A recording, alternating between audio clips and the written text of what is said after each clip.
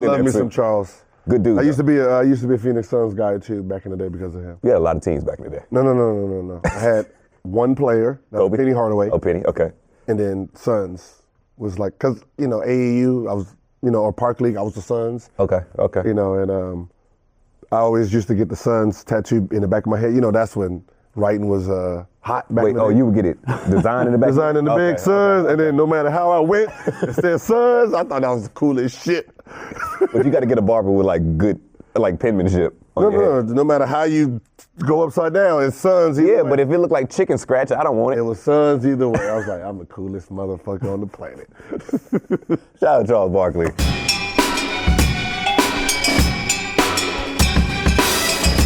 Welcome back to Out of Bounds. I'm Pierce Simpson. I'm joined here, as always, by Complex Sports editor, Mr. Adam Caparel. Adam, a lot of people were giving you grief about your stance on the AllStar Game, and you were clapping back on Twitter. I saw you. Yeah, listen, yes, the game was competitive at the end, but, the overall product that we saw, it wasn't that great of a game, so I don't know why people are going, crazy over my take. Because it's better than what we've been Yes, which is setting a low bar for everything, so whatever. You know what?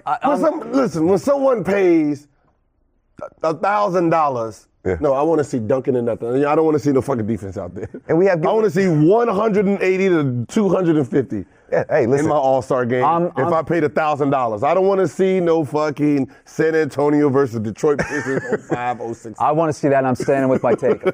Gilbert, how are you feeling today? I'm feeling good. Bro. Coming out firing. I see you got a nice little sweater on. Trying to get like. Must be your birthday. Hey, every day is my birthday, brother. What's up? Shout out. Gilbert, you feeling good, man? Yeah. Okay, I can dig it. Every day you kind of teach me boss levels, right? Uh-huh. And working at Complex, we all know Supreme is a big deal.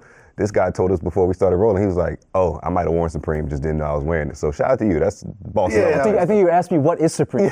No, I noticed. Look, I know they've been around a long time. Yeah. And now they're just making their way, and I'm pretty sure I have a few pair of shoes. Someplace. Lit. I know I got the foams. I didn't know that was my Supreme. I just thought they were Penny Hardaways, When you finally move out one day, you're going to discover them. Right. Some lost closet. Listen, this guy's pretty impressive. Good problem to have. So let's say I was ahead of the game already, and I didn't even know it. Hey, you have a knack for being ahead of the game. Yes. This past Saturday, during his annual NBA All-Star press conference, Commissioner Adam Silver floated the idea of possibly having a change to the playoff format. 8 teams from each conference will be added to the playoffs like normal, but it will be 1 through 16 seeds where both conferences can play against each other. His actual quote was, "You also would like to have a format where the 2 best teams are ultimately going to meet in the finals. You can have a situation where the top 2 teams in the league are meeting in the conference finals or somewhere else. Fellas, if the playoffs were to start today, the seeding will go like this. The Rockets, being the number 1 seed, would take on the 16 seed Heat. The Warriors will face the Pelicans. The Raptors will face the Sixers. The Celtics will face the Blazers. Cavs versus Nuggets. Spurs and Thunder. Timberwolves and Bucks. Wizards, Pacers." Now, that was definitely a mouthful to say all those teams that the playoffs started today. What do we feel about Adam Silver's stance on possibly changing the playoff format in the NBA? Gil, your wheels are spinning. I see it. What you thinking? It makes sense a little bit. But in the second round, there's some teams that this only hurts the East Coast. Yeah, 1,000%. Because second round, Raptors have to play the Thunder. Nobody wants to play the Thunder in the second round, and especially a weaker team like the Raptors facing up against the Thunder in the second round. Celtics versus Cavs in the second round. But don't you want the best teams to face each other so we can have a true champion? The true champion is whoever wins the championship. Yeah, but no matter how easy it was, you still have to battle because there's the way it looks now that Cavs are going to go against the Celtics, then the Rockets, and then Golden State. Yeah, but don't we want the best 2 teams playing each other? I agree. Which right now would be the Warriors and Rockets? To crown a true NBA champion. So you want to just knock out the East Coast? Pretty much. Listen, they're going to get banged a little bit here and there. It's not fair, but also you can make a case that's not fair for the Warriors or the Rockets who have to run through the West, which is stacked up, and have a harder run to the finals. Yeah. But it's been like that. It's been like that for 20 years. Yeah. 20 years. Yeah. So why change it now? But why not switch it up? Exactly. The only what? It's only getting switched up for one person. And who's that? LeBron James. Make your point. What do you mean by that? This didn't make sense at first. The potential of the Rockets playing the Warriors seemed great. It seems amazing. which it knocks out your whole East Coast audience. Like if it's two West Coast teams, the whole East Coast is like, fuck you guys over there. So why would you want to change it now? If Adam Silver knows LeBron James is coming to the West Coast. Now. Oh, that's conspiracy theory. Right now. If LeBron James comes to the West Coast, this actually makes sense now. Because no matter what team he's on, they will be 1 or 2. Well, they are what? They're 5 right now. That's in Cleveland. Okay. If he comes to the West Coast, got to remember the way this is. You're going to have in the Final Four. In the Final Four, you're going to have 3 West Coast teams. Can I stop you for 1 second? What teams are you going to in the Western It Conference? doesn't matter. It doesn't matter now because you got to remember, if let's say he's behind, he goes to a team and they're third. Yeah. They're third. So you have Houston and Golden State 1. He's third. He will still be in the championship now. He will still get to the championship because 1 and 2 will knock themselves out anyway. They knock themselves out anyway. So the conference final, he'll be playing an East Coast team in the conference finals. And then he gets to jump into the championship. And then the best 2 West Coast teams will play. Cap, I think I'm with you. I want to see a true champion in the NBA. I don't want to get to a scenario where the best matchup is actually the conference finals between 2 teams, which will be this year, which I presume will be the Rockets and Warriors. That'll probably trump whatever the NBA finals is. So again, I want to see a true NBA. I think in terms of addressing the imbalance of the conferences, this seems to be like the easiest way to kind of do that in crowning your best champion. I think the matchups that you reeled off for the first round would be very intriguing, very cool to see these teams go out a little bit. Like, I think it'd be cool to see the Cavs go into Denver and deal with the altitude for a couple games and see what that would be like. But the one issue is going to be the travel. Exactly. Travel, when you have a Blazers Heat, hypothetical, series, and if it's 5 games or 7 games, whatever, going back and forth, that's where the NBA is going to kind of put its foot down, and they don't want to put unnecessary travel on you guys going cross country. They do. Adam Silver said that was an important part. They're talking that means LeBron is coming to the West and they're trying to adjust this schedule for him. You got to remember, they're knocking out the East. That means he's not going to be in the East anymore. There's no reason to change it. Because you got to remember, if LeBron is out of the East, if they keep the normal, whoever comes out of the East walks into the playoffs. That's Boston or Toronto. No true champion. The ratings go down tremendously. But I don't want to get too far ahead. This is merely hypothetical. This is not a hypothetical. This is hypothetical. I'm 100. No, I'm saying that. I'm going on record. I'm going on record now. If LeBron leaves the East, think about the 2 teams that are in the East. What true stars are on that team that will demand any TV time against the Warriors or the Houston Rockets? Not LeBron's level. None. For sure, yeah. If LeBron is gone, none of those teams are there. So if LeBron comes to the West and he is third, his team is third, that Eastern Conference Finals will be basically Rockets, Warriors, we'll say Boston, and whatever team LeBron is on in the Western Conference. I mean, if it's spread out through just different conferences, it could be 4 Western Conference teams? Yeah. It can be 4, but I'm saying it could be 4 Western Conference teams. But his team is going to be one of those teams, which he has a better chance to make it to the championship. When did you come up with this conspiracy theory? Last night. Because right now he walks into the championship, which everyone's going to watch now. So for you to come out and say you want to change it, there has to be a reason. You just don't change it.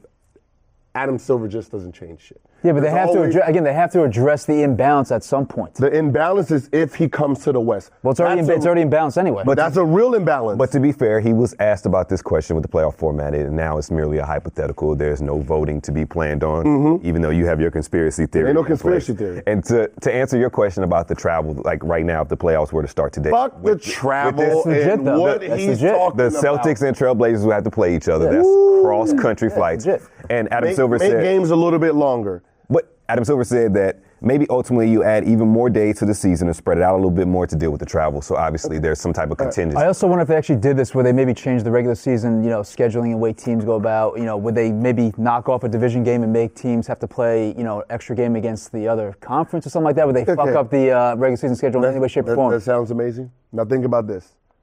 If LeBron actually left and went west, what happens to the East? Becomes irrelevant. Irrelevant. Yeah. So if it becomes irrelevant, does this new system he's trying makes more sense? So to add a conspiracy theory to your conspiracy theory, doesn't then Adam Silver have to, in some way, shape, or form, funnel LeBron to an East Coast team. No, that's why you're changing. You're changing this. How about I give y'all To my fit him. conspiracy theory? Uh-huh. LeBron's going to sign another 1+1 with the Cavaliers, and this is going to be put to rest for another season. If it does, he's coming west. That's why they want to change it. 100%. And I said it first. They're changing it only because he's coming We west. have you on record. okay, listen, that works. They need the man in the championship because him in the championship. Like, come on, if Jordan went west, Yes. if Jordan went west at any point in his career, Yeah. that shifts the imbalance of the East Coast from him being in that championship every single year. Of course. Well, keeping things in the Western Conference, the Rockets seem poised to be, well, not poised. They may very well be the best team in the NBA, and I want to ask you guys a question. Are they poised to win their first championship since the mid-'90s? Is this team equipped to do that? Right now, it's currently constructed. With D'Antoni being the coach? Yes. No. Why not? Because he only believes in offense. Well, there's a lot of coaches that only Like if believe you in look at offense his, that's won if championships. you look at his regular season record, oh my God, they're amazing. Yep. Like he gets jobs just because of that. Yeah. But when it comes to playoff, the style he plays is not built for playoffs. Like it's like you're gonna have to slow the game down. You're gonna have and James is one of my favorite players, but his style of play right now, what we're seeing is it's 1-4 flat. Not at the end of the shot clock or the end of the game. It's 4-4. It's 1-4 flat every play for him. From the jump ball. So in the playoffs, they're going to hone in on that, and that's not going to be a style he's going to be able to play in the playoff series. So it's going to be harder for them. Well, maybe it's the additions of Chris Paul, Joe Johnson. Yeah, Chris Paul helps them because he's going to be able to, move that ball around and, get it from being stagnant. But, for him to try to, their best player to just sit there and try to play 1-4 flat the whole game is going to be hard in the playoffs. I mean, as far as I'm concerned, yes, it's great that the Rockets have the best record in the NBA right now at not the 44 and the 13. All-Star break. Yes, Yeah, 44 and better than 13. half a game better than the Warriors right now. Yeah. But I mean, do we really actually think that the Warriors are, they're kind of coasting the regular season, at least, not going as hard as we've seen in the past few years? Is there any reason to believe that they won't just, again, flip the switch, come a few more weeks and just roll into the Western Conference Finals? But that's what I said. No one really. We know these two teams are going to face off in the Western Conference Finals, Boston and Cavs, Eastern Conference. We know that. And I know the Rockets are 2-1 against the Warriors right now, but again, in a playoff situation with being tested the way they have over the years and the way they play defense and the way the Rockets don't play defense, why would you in any way, shape, or form give the Rockets right now a legit shot at knocking off the Warriors? But here's what's impressive to me with the Rockets, and I think Daryl Morey's done a great job of building depth to this roster and defensive-minded players, getting P.J. Tucker in the offseason and then adding Gerald Green, Joe Johnson, and Brandon Wright off the scrap heap during the season just to kind of fill that roster up. You already have Trevor Ariza, so I think they have the pieces in place. It's all matchups. When it comes to playoffs, it's strategy anyway. So if I'm those coaches, the dark horse I want to stay away from in the second round is Thunder. Because no matter what Thunder record is, if you've seen them lately, they're animals. And with Paul George, Melo, and Russ, they're a real threat against any team in the West Coast. Because they have star-to-star power. Without. So if you shut down Russ, you still have two guys who can give you 30, 40 that game. So yeah, but the Rockets can too, though. You got two players. You got one player, and then if you don't want Chris Paul scoring 40.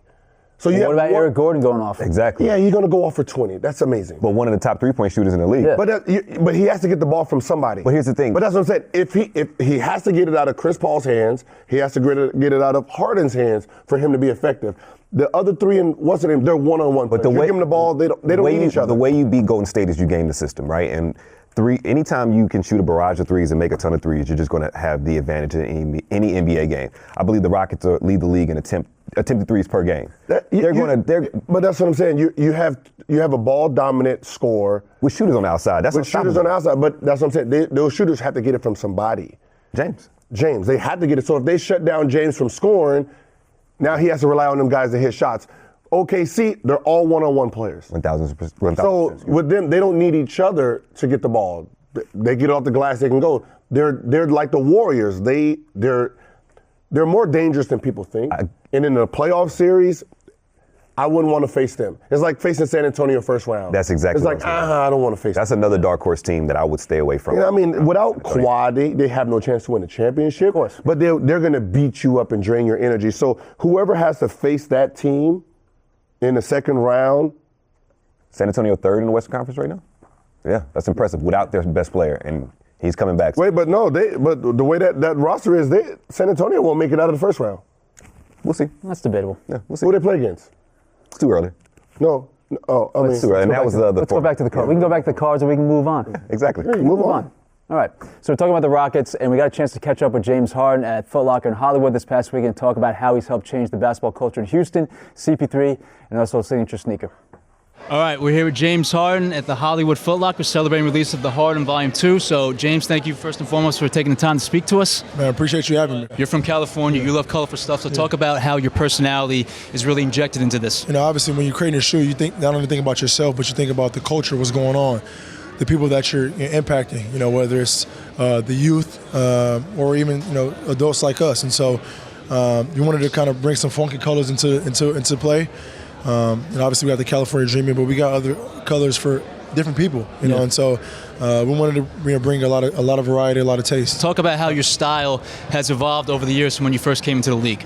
It's definitely grown. It's definitely evolved. From baggy clothes to just didn't find myself, But now, it's a wave. It's a wave that we're on. The Volume 2 shows it. But we try to bring that culture and that wave to Houston, and hopefully it's showing. You're the evolution of you as a basketball player, first and foremost, more of a complete player, and elevating yourself to the level of being the clubhouse leader for MVP right now. So talk about how your game has evolved since you first came into the league. It's the NBA, the best league in the world, and you got to be prepared. You got to be better every single year, and if you don't, you're gonna get lost in the sauce. So just in the summertime, just finding ways to be better. I think just in life in general. So you got so many guys that work out and get better and work on things that they don't even know or they probably won't ever use in the game, and that's the difference between a lot of other guys and myself. So as long as I continue to find that niche and continue to get better and continue to focus on what I got to do, sky's the limit for me. Yeah, and since you came to Houston a few years ago, I think the culture around the Rockets and Houston basketball in general has changed drastically. So talk about that and what the change you brought to that organization when you came on board. Just winning habits, winning mentalities, and we're still not where we want to be, but we're going to put ourselves in that conversation every single year, and that's all you can ask. And so, obviously adding Chris and adding a lot of other few guys, and we're playing well, and once we bring a championship to that city and bring multiple championships, people gonna know we're. Well, we got the best record in the league right now, so I mean that's how you're playing well. You bring up Chris. Talk about what he's brought to the team and how he's elevated you guys to a level that you just didn't obviously have last year. Leadership, facilitator. Things that you probably won't show up on a stat sheet, but just his presence around that locker room is a game changer. Not only for myself, but for every guy in that locker room and our coaching staff as well. Yeah, and it all comes together, and so. You hear a lot of stories about, is it going to work out before the season? You got two guys that love the game of basketball, love playing, and IQ is at a all-time high. Easy transition. What have you learned about him playing with him that you didn't know playing against him? How much he loves the game of basketball. A lot of players in the league are just here because they're talented. They were good enough to make it to the NBA. Or some just play it because they were just tall, or whatever the case may be. But he really loves the game of basketball. He studies it. He knows offensive, defense, what they're going to do before they do it. He's always in the gym. He's very passionate about it. And looking from the outside in, you're like, okay, Chris, he's a good player, but we don't know how much he really cares about the game. So being next to him, I could say he really loved the game. Is there a misconception about him around the league? I don't know what it is. I don't pay attention to it. Yeah. Same thing for me. I don't really care. Yeah. You just go about your business. That part. AllStar Game here in LA. You're from LA. So does this one mean a little bit extra more compared to some of the other ones? Everyone talks about, every NBA player that's made an AllStar Game talks about how the first one was very special. Yeah. But is this one being here in LA, you being a starter, you being on top of your game to levels that we haven't seen before, does this one mean more than the other ones? Yeah. Yeah. The first one was in Houston, so that was pretty dope. My first year in Houston, I was All-Star. That was pretty dope. But now that I'm back in my hometown, we're kind of I became a man. It was it's an unbelievable feeling. We were here and I played in the rookie sophomore game, so it wasn't the big boy game. But now, just to be voted as a starter in the All-Star game, it's special. Yeah. What's your favorite part about All-Star Weekend? Just being around the fans and an opportunity to get a chance to see the people that really love you and really embrace you and really enjoy you. Obviously, internet is one thing, but when you're in their presence and you feel that energy, It makes you want to just keep going and keep being who you are. All right, James, appreciate you taking the time. Thank you, man. This brother. was awesome. So a few things to unpack there from our sit down with James. So appreciate him taking the time to talk with us James. last week over All-Star Weekend. But I mean, I guess first and foremost, start with why is the tandem of him and CP3 working so well when, you know, a lot of us were kind of saying that it's doomed for failure, won't really gel that well, and they have the best record in the NBA right now? I guess because I'll say it's more of, you know, CP3, because he understands at this point in his career where, you know, he needs to win. He wants to give up the ball. He doesn't. He burns so much energy in New Orleans and, you know, the Clippers where he dominated, you know, the whole offense. Most of those teams in the playoffs was picking him up full court. Yeah. So he was wasting a lot of energy. So he wanted to play with somebody else who, you know, can relieve that pressure. So I think by him going in there saying, hey, you do you, I'll find my way, you know, is the reason that they're having. He's able to pace himself a little bit more. I don't know if this will be a hot take, but I think at this point in time, considering James Harden's stats and everything that he's accomplished, especially if he wins MVP this year, he might be the fourth best two guard of all time already. Behind Jordan, Kobe, D-Wade, and then who else is competing with James Harden for that spot on two guard? I mean, some of his stats are impressive at this point in time in his career. When you look at it, it's like, yo, you can't deny it. He's only 29 years old. You see, probably have, you know, 3, 4, maybe even 5 years of prime. Harden with no injuries. But he got an old man game, so he can play like that for a while. Yeah, you know, he can play. Yeah. So we asked him about his game evolving and how different it is from when it came to the NBA. What have you seen? How have you seen him come up? And are you impressed with? I shouldn't say impressed, but are you surprised to see him attain this level when you think about his game coming into the NBA? You know, people don't understand about, you know, NBA athletes. The ones who get to this level of success, they're adding something every year. Yep. You know, you got to remember when you come into the league, you know, just like, you know, Russell, he didn't have a jump shot. Then he came with the mid-range the following year. Then he came with the same thing with D-Wade in the bank shot. Yeah. You know, the pump fake. You know, because you're not gonna lose what you're great at. He was great at, you know, getting fouled, getting to the basket. Now he became smarter. You know, understanding how players react to when he reacts. Yeah. So he started understanding, okay, if I move left, he's going to put his arm this way, then I can come up. So he started, you know, defining the details of basketball and the human nature of it, and that's what you have now. So he's walking through the NBA because he knows if I tween, step back, you're going to throw your arm out there. So instead of me shooting a regular shot, I just extended it just a little bit more. You're going to pull it, and I can, you know, so he became smarter in that aspect of it. And then now you have a smarter, wiser player who now knows every weakness of a defense. Yeah. Whenever the NBA has to change specific rules to help your game or to help the defenders, whenever they're guarding you, you know you're a special player. But you can't discount Mike D'Antoni coming into the fold and helping James raise his game to even higher heights with his ability to distribute the ball. He was doing this at Arizona State. Okay, the distributing, yeah. You added 4 extra assists. I mean that's a lot. That's a lot. You know, you're adding 4 because your offense spreads the floor, but his scoring ability, that's what he was like. He averaged 29 a year before you got there. The year you got there, 29. You know, so his scoring didn't change as you came, his assists did. Because you put the ball in his hand more. James has a little bit of Gilbert Arenas in this game. He understands that. What he's understanding is what I figured out. Defense has not evolved over the years. It's the same blueprint. Below the baseline, you go a certain way. Man to man, it's the same. So if I already have the blueprint of defense, all I have to do, now I just perfect my offense around what I know you're supposed to do. Yeah, correct. You know, and that's how he plays the game. He knows what you're supposed to do, and he just kills you on it. Yeah.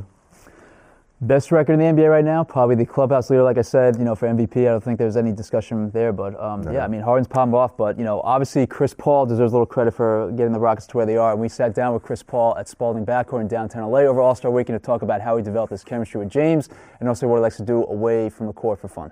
We're here in downtown LA, the Spalding backcourt with none other than Chris Paul. So, Chris, thank you very much for joining us here in Out of Bounds. No problem. Thanks for having me. Tell us what brought you down here and what you're doing with Spalding. What brought me down here, we're going to have a conversation today about sports, basketball, and culture and the influences. And we got a great group of people that's going to be here, and we're just going to have a discussion. We talked to your partner in crime, James Harden, the other night, and we talked to him about how the culture around the city of Houston in basketball has changed a lot, especially since he's come on board. But, you know, in your 13 years in the NBA, we know you're obviously new to Houston this year, but how much have you seen the culture of basketball and what basketball means to that city change over your years? For me, being there a short amount of time, it's been unbelievable. I can't imagine what it was like 5 years ago when James first got there. But for our team, I've never seen anything like it. Seriously, like our locker room and us with the group of guys that we have, bringing in Joe Johnson.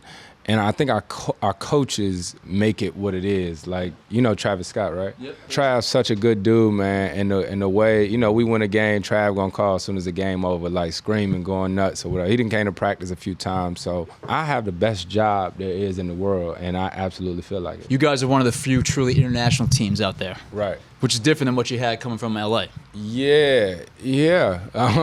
You got a much higher profile now, believe it or not. Yeah, that's true. And I had an opportunity to play against Yao, and I'm telling you, I've never seen nothing like it. Like, Yao comes around occasionally, but the other cool part is Hakeem Olajuwon. Dream comes to practice. You know, you come in after the game, you just got to win, and Dream in there dapping you up like he part of the team. So you don't really process this stuff when it's taking place. I think a lot of people, when you made the decision to go to Houston, were kind of skeptical that you and James could coexist as well as you guys have. Really? A ton of people. Yeah, you didn't hear that? You didn't hear that at all? No, exactly, yeah. But you guys have the best record in the NBA right now at the All-Star break. Why has it worked so well, and why did you know it was going to work so well? Man, it's a lot of reasons why I think it's worked, and we still have a long way to go. Everybody's always going to judge us, rightfully so, off the playoffs. Yeah. But the reason why it worked is because we communicated. We spent a lot of time together this summer, hooping, traveling, getting that camaraderie with our team. We really sort of formed a quick brotherhood this summer, and we talk about everything, you know what I mean, whether, you know, in the quarters, who gonna have it, and we just figure it out. And I think the thing that makes it work too is we both just love to hoop. Yeah. That's what I respect about James so much, is people can say whatever they want about him, but he just loves the hoop. The recruitment process, I don't think, you know, there was a ton of shit on that, but like it seems like it was a pretty easy one on James and the Rockets' part to get you to come down there. Yeah, it wasn't, I didn't need all this, no fanfare, or no balloons with CP3 on it and all this stuff like that. I know this game. You know what I mean? I know the way that it's supposed to be played and how it should feel. So, you know, and being good friends with guys like Trevor Ariza, Bobby Brown, all those guys, that helped a lot too. What have you learned playing alongside James that you didn't know playing against him all these years? Probably how sick that step back is. You know what I mean? Like when you play against him, well, we played against him in the playoffs, but 3-4 times a year. And I tell him I know how to guard him. Yeah. I know how to guard him, but so you're one of the few guys that actually D him up in the NBA. I mean, guys try. And the cool thing about it is we talk about everything, about how we would guard each other and stuff like that. But it's tough because I've never seen anything like it. Seriously, like we had these discussions, not necessarily with James, but you done seen all the great scorers, whether it be Kobe, AI, all these different guys, even Bron. But what James has, nobody else has. So you kind of get mesmerized at times seeing him do his thing? I'm over there standing with three fingers up because I know pretty much what's about to come. And after we lost in the playoffs last year, I went to Tao with Paul Pierce after the game. It was sort of his last game. Yeah. And I never forget Paul telling me what it's like to get an opportunity to watch like greatness and to appreciate it. And that's what I get an opportunity to see with James night in and night out. Yeah. You know, and he's sick. You know, we also know that you're a family man, but away from the court, what do you like to spend your time on away from basketball? Man, that's a good question. You saw in the studio with Jay-Z in the off seasons. Now, boys with Travis in Houston, so some musical stuff. I listen to music all day, every day. Probably sound crazy, but last year I was taking piano lessons. Try to spend as much time with my family, but I watch basketball all day, every day. You're just a basketball junkie. Yeah, I love it. Like my family, my brother, all us, we got an AAU team, AAU program, and we always following them. But just normal stuff. Yeah. Normal, regular stuff. Ain't nothing too tricky. I'm trying to take my kids to their practices and all that stuff like that. Yeah, Chris, thank you for taking the time, man. This is awesome. Real cool, CP3, to take the time with us, and again, some cool stuff to unpack there. One quick story, Harden on Thursday night in Foot Locker in the little tournament that they had at Hollywood and Highland. In the middle of the tournament on the basketball court, he's FaceTiming somebody and just walking around, just talking to people and like, kind of doing his own thing. Who was he FaceTiming? Chris. Travis Scott. Oh, Travis Scott. Yeah. Wow. That's And he impressive. turns the phone around to Travis Scott with all the kids there and like, FaceTiming. So like Travis Scott legitimately is like the 16th guy at the Rockets right now. Okay, so he's like Drake to Toronto. Essentially, yeah. Yeah, pretty much. I read the Lee Jenkins piece. I believe it was Lee Jenkins who did a profile on Chris Paul, and Chris was dying to have that camaraderie again that he had with the 2008 Hornets, and I feel like he's having that again with this Houston Rockets team. You know what's so funny You is mentioned that a lot of guys he's playing with are his friends. Yeah, when you was just naming some of the players, Trevor Bobby Ariza, Brown, Trevor Ariza, they're all LA guys who played on the same traveling team. Yeah. So that's where the success is coming from. They're all friends. They're all friends, so they understand their roles. So we overthought. All they need is the Rosen, and they're. So we overthought the whole CP3 Harden thing working. Yeah, because it's the whole dynamic. But I remember when the trade first happened, those two were actually playing at the Drew League together. Yep. And when most trades happen, the big thing is those two guys, those two alpha males, trying to figure out who's who. And it usually happens as soon as the season starts. With here, they went to the Drew League and, hey, let's do our thing. And the crowd loved it. Now they get a little glimpse of it. You've seen both of them playing. Yeah. So it made the season even easier for them. It's working out perfectly. I mean, listen, Chris Paul has taken the Rockets to another level. So. And he should be in his first conference finals, finally. Hopefully. But we're not quite done yet with Chris Paul. We have one more little story, one more little tidbit from the interview that we wanted to get to with CP3 talking about our man over here, Mr. Gilbert Arenas. Oh, boy. Man, I don't think people realize how much Gil loves the game. You know what I mean? I say that about him first. Like, it's a lot of similarities as far as like James and like people that I really enjoyed playing against or watching play. Because before my rookie year, I was working out against Gil, and I told you I got at him. He'll remember that. I busted Gil's ass. You know what I mean? But that like let me know that I was ready for the league. I worked out with him and Edon, and we was playing one-on-ones, and this was Gil, like Hibachi Gil. Yeah. You know what I mean? And he just so tough. And the other thing too, he always was in the gym. You know what I mean? It ain't Another basketball junkie. But when I say always in the gym, Gil was a person that would go out for a little while, whatever, and leave there and go to the gym and just shoot. Yeah. And it's only a few people that I've ever seen that can shoot like their regular jump shot from half court. That's like J.R. Smith, Bron, and Gil. That's crazy. Is there anyone in today's NBA that kind of reminds you a little bit of what Gilbert's game was like? No, unique. Like Gil, you got to realize how tall Gil was, right? Yeah. Gil had no conscience. He still has none. No conscience. Nice handle was sick. And then when he got cut from our USA team, he ever told you about that? No, we haven't heard this story, so go ahead. When he got cut from the USA team in 06, Gil told the coaches that he couldn't wait to play against them. Cook during him up. The regular season. Yeah. He said he was going to give him 50. And guess what Gil did? 60. Yeah, even better. One of them 60, yeah, one of them 50. And I feel like he said if he could have went back and played against Duke and Coach K, he would have gave him 70. Gil's sick, man, but he one of the best to ever do it. So you're a man of your word. Yeah, I hated them coaches. Nah, it was that Nike squad, man. It's like they gave the bid over Kirk Heinrich, and I just didn't get a fair shot. I was just Wait, because you were Adidas guy?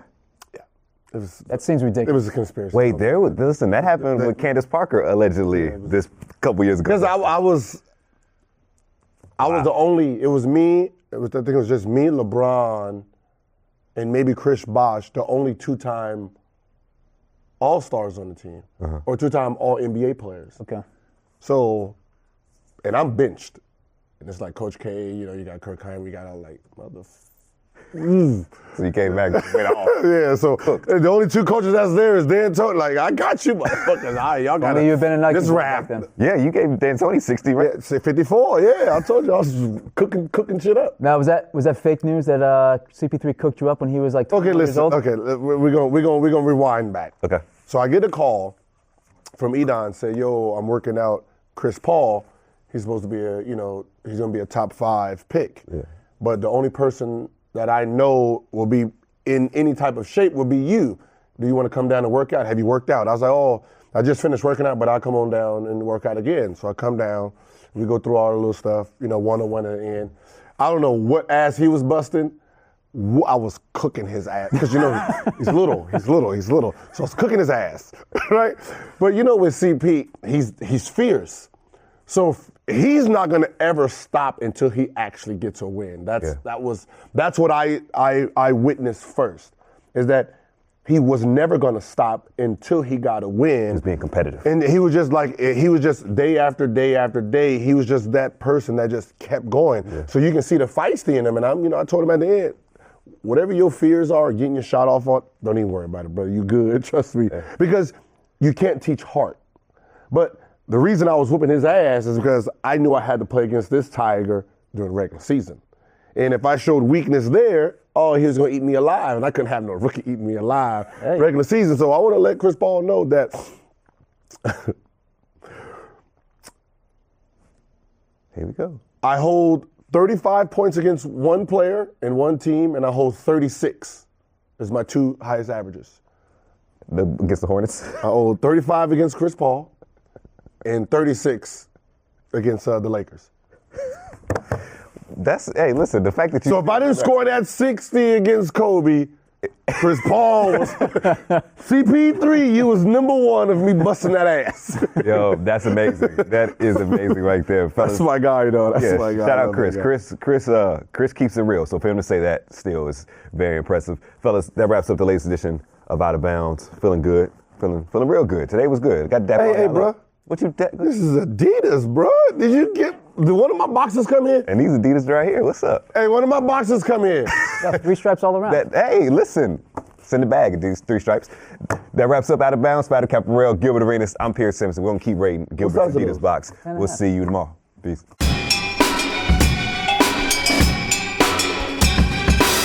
CP3, boy. Yo. You told us that gambling story too. Oh. I don't know nothing about it yet. Oh, really? Okay. 10 G's on black. Yo, legendary. 10 G's on black. Yo, because Chris Paul is never going to give anybody props. So for him to give you props, that's I had to give it to him. Yeah, we were prepping him. Because I think it was hard for him to get workouts in. Because he's so competitive? No, because when rookies are coming in, NBA players are on their downtime. Yeah. They're not in shape. They don't want to, I ain't starting back up. Drinking and partying? Yeah, okay, gotcha. That vacation, but they're not in tune with basketball at that point. So it's hard for rookies to actually go against anybody. Do you ever get tired of playing basketball while you're then? in No. Like that's what my thing was, just trying to learn. And the only reason I accepted it is because it's like, okay, I got new blood coming in. I want to see what the new blood is about.